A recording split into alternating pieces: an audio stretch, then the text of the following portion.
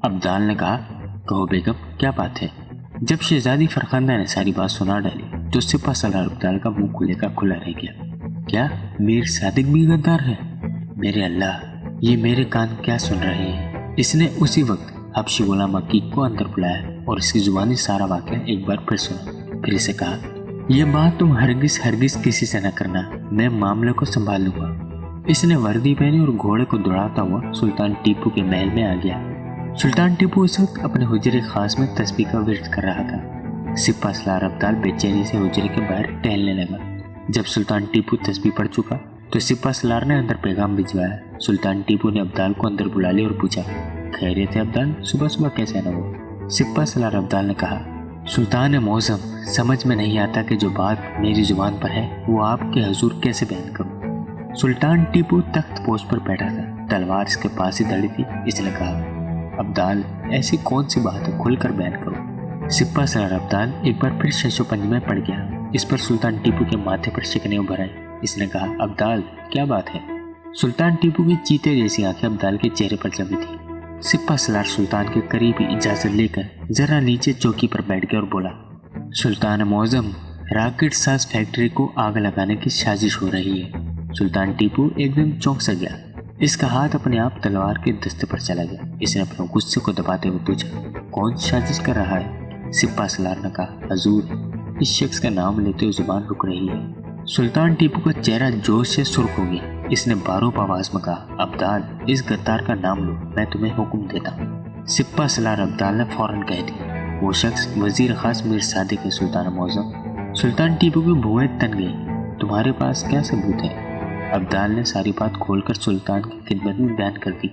सुल्तान ने कहा, इस गद्दार गुलाम जिंदी को हमारे हुजूर पेश करो, हमें इसकी जुबानी खुद सारी बात सुनेगी। उस वक्त हुजरा खास के दूसरे दरवाजे के पीछे वो अजनबी मुलाजिम भी खड़ा ये बातें सुन रहा था, जिसने गद्दार गुलाम जिंदी को जाकर ये पैगाम दिया था कि मीर सादिक ने इसे बुलवाया है। जब इसने ये सुना तो भागा भागा मीर सादिक के पास पहुंचा और सारा वाक़या सुना दिया।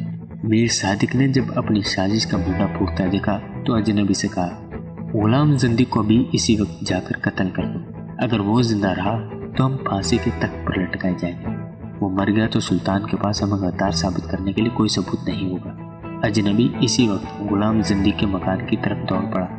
वो दीवार फांद कर सहन में कूदा।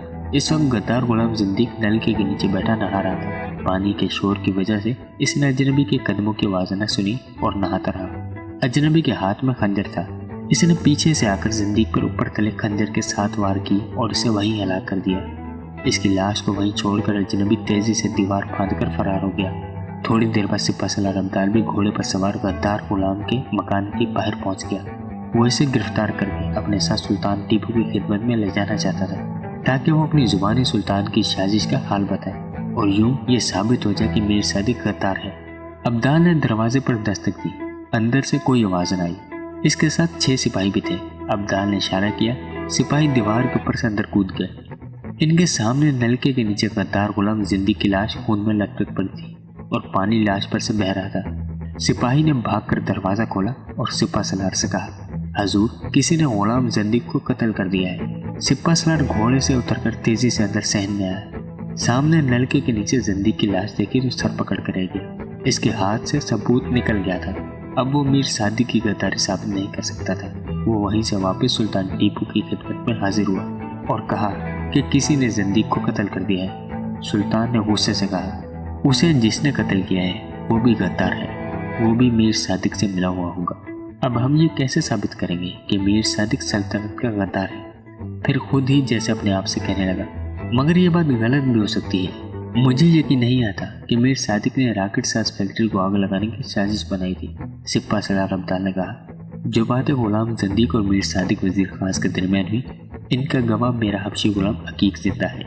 अगर आपका हुक्म हो तो मैं इसे आपकी खिदमत में पेश करूँ। सुल्तान टीपू के चेहरे पर गहरी संजीदगी तारी थी। वो उठकर आहिस्ता आहिस्ता टहल रहा था। रुककर सिपा सलार से कहा, नहीं, इसकी जरूरत नहीं, इस बात को इसी जगह खत्म कर दिया जाए। रॉकेट साज फैक्ट्री के हिफाजती इंतजाम मजीद सख्त कर दो। और एक जरूरी बात, सिपा सलार अब्दाल ने सुल्तान मौज़म की जानिब देखा।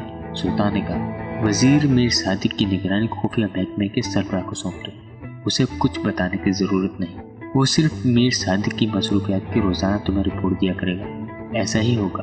یہ کہہ کر سپہ سالار نے ادب سے سلام کیا اور کمرے سے باہر نکل آیا۔ سلطنت کے خفیہ محکمے کے سربراہ کو جب سلطان کا حکم دیا گیا کہ وزیر خاص کی نگرانی کرنا ہوگی تو اس نے آگے سے کوئی سوال نہ کیا، کوئی کریت نہ کی، کچھ نہ پوچھا کہ وزیر خاص کی نگرانی کیوں کی جا رہی ہے، کیونکہ یہ اس کا کام نہیں تھا۔ اس کا کام اور اس کا فرض سلطان کا حکم بجا لانا تھا۔ چنانچہ اس نے کسی دوسرے کو کہنے کے بجائے خود وزیر خاص کی نگرانی کا فیصلہ کیا۔ اس نے ایک بوڑھے فقیر ملنگ کا بھیس بتایا اور وزیر خاص کے محل سے کچھ دور درخت کے نیچے دھونی لگا کر بیٹھ گیا۔ غدار میر صادق بھی کوئی بچہ نہیں تھا۔ جب سلطان نے اسے راکٹ ساز فیکٹری کو آگ لگانے کے بارے میں کوئی سوال جواب نہ کیا تو وہ سمجھ گیا کہ سلطان نے اس کی خفیہ نگرانی شروع کر دی۔ وہ محتاط ہو گیا۔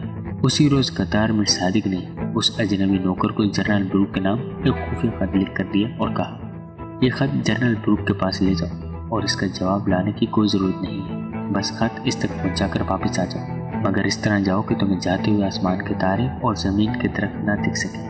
اجنبی جاسوس نے سر جھکایا، خط لے کر کپڑے میں لپیٹ کر اپنی کمر کے گرد لپیٹا، دیہاتی مچھروں کا بھیس بدلا اور منہ اندھیرے گھر سے نکل کر جنرل بروک کے قلعے کی طرف روانہ ہو گیا۔ ایک منزل تک وہ پیدل گیا، پھر ایک گاڑی کے باہر پہنچ کر اس نے مچھیرے کا بھیس اتار کر ایک مولوی کا روپ اختیار کر لیا اور گھوڑے پر بیٹھ کر قلعے میں پہنچ گیا۔ جنرل بروک کو غدار میر صادق کا خط دے کر جانے لگا تو جنرل نے اسے روک کر کہا، ٹھہرو، اس خط کا جواب بھی لیتے جاؤ۔ اجنبی جاسوس نے کہا، وزیر خاص نے حکم دیا تھا کہ خط دیتے ہی واپس آ جائیں، جواب کی کوئی ضرورت نہیں ہے۔ یہ کہا اور اجنبی جاسوس گھوڑے پر سوار ہوا اور واپس سرنگا پٹم کی طرف روانہ ہوا۔ انگریز فوج کے قلعے سے چند قدم دور جاتے ہی اسے محسوس ہو گیا کہ کوئی اس کا تعاقب کر رہا ہے۔ یہ بڑی خطرناک بات تھی۔